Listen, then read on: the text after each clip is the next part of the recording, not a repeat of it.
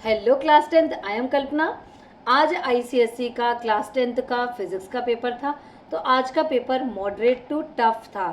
Moderate to tough मैं इसलिए कहूँगी क्योंकि आज का पेपर एकदम कॉन्सेप्ट बेस्ड क्वेश्चन पेपर था।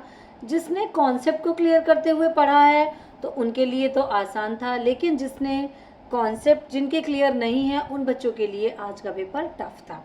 तो इसी तरीके से फिजिक्स के बाद अब केमिस्ट्री की बारी है, और केमिस्ट्री में तो हमारे पास गैप भी नहीं है, सिर्फ एक दिन के गैप में हमारा पेपर है। तो मीन्स हमारे पास सिर्फ कल का टाइम है और परसों हमारा पेपर है। तो अगर फिजिक्स के बाद आपको केमिस्ट्री को भी अच्छे से करना है तो कल का दिन आपके पास पूरा दिन है। इस पूरे दिन में आपको पूरे केमिस्ट्री का रिवीजन करना है, और केमिस्ट्री में बहुत सारी रिएक्शंस हैं, बहुत सारे चैप्टर्स हैं। तो अगर आपने फिज़िक्स में के गैप में एक बार केमिस्ट्री पढ़ लिया है तो बहुत अच्छी बात है, और जिन्होंने सिर्फ फिज़िक्स ही पढ़ते रह गए हैं तो केमिस्ट्री के लिए उनके पास सच में बहुत बहुत बहुत कम टाइम है।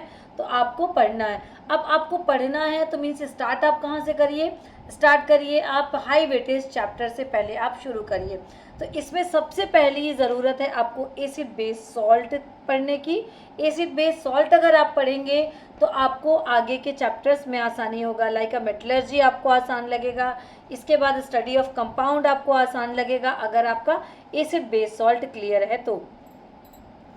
इसके बाद आप पकड़िए ऑर्गेनिक केमिस्ट्री को। ऑर्गेनिक केमिस्ट्री में हाई वेटेज चैप्टर होता है और एनालिटिकल केमिस्ट्री। एनालिटिकल केमिस्ट्री और प्रैक्टिकल केमिस्ट्री में बहुत सारे इक्वेशंस हैं, आपको आइडेंटिफिकेशन टेस्ट है, उनको आप बहुत अच्छे से क्लियर करते हुए मेमोराइज करिए और उसको कंप्लीट करिए।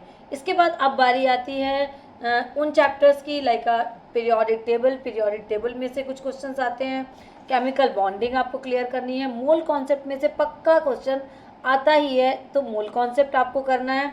इलेक्ट्रोलिसिस चैप्टर आपका क्लियर होना चाहिए।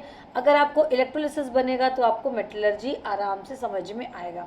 तो इलेक्ट्रोलिसिस मेटलर्जी में ऑक्सीडेशन रिडक्शन क्लियर होना चाहिए, तभी आप सेल इक्वेशन बना पाएंगे। तो ये थे आपके कुछ चैप्टर्स जिनको आपको बस एक दिन में ही इन सबको ख़त्म करना है। और केमिस्ट्री की इक्वेशन को लिख करके पढ़िए। इक्वेशन गलत नहीं होनी चाहिए, और इक्वेशन जब भी करिए उसको बैलेंसिंग के साथ करिए।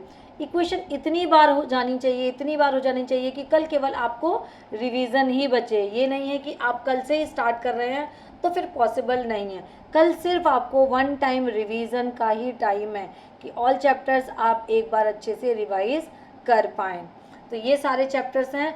और अगर आपको समराइज कुछ चाहिए कि अगर कि ऐसा क्या पढ़ लें जो कि उनको थोड़ा थोड़ा पढ़ने से हमको सारी चीज़ें क्लियर हो जाएगी। तो अगर आपको कंप्लीट पीडीएफ चाहिए तो आप नीचे मैसेज करिए, मुझे पीडीएफ लिखकर भेजिए। मैं पर्टिकुलर 1 स्टूडेंट्स को पीडीएफ सेंड करूँगी। तो उस पीडीएफ में आपको बड़े शॉर्ट में हर एक चैप्टर के का पूरा चैप्टर आपको बस आप पॉइंट वाइज पॉइंट पढ़ते जाएंगे तो आपको सारी चीज़ें उसमें क्लियर हो जाएगी। उसमें point two point chapter wise सारा आपको कंप्लीट जो सिलेबस है उसी पीडीएफ में कंप्लीट मिलेगा। सो पढ़ते रहिए, फिर मिलते हैं नेक्स्ट वीडियो में, और best of luck for your chemistry examination.